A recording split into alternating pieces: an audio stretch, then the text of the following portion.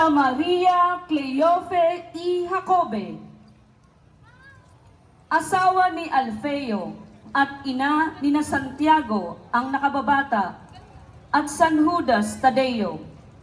Tinawag siyang Jacobe dahil bilang balo, siya ay nasa ilalim ng pananagutan ng kanyang panganay na anak na si Santiago.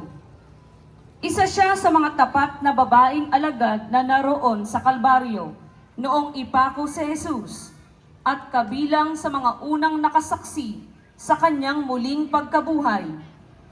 Ipinagdiriwang ang kanyang alaala tuwing ika-24 ng Abril.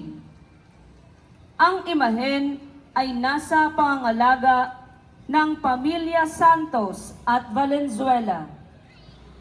Santa Maria Cleofe y Jacobe, Ipanalangin mo po kami.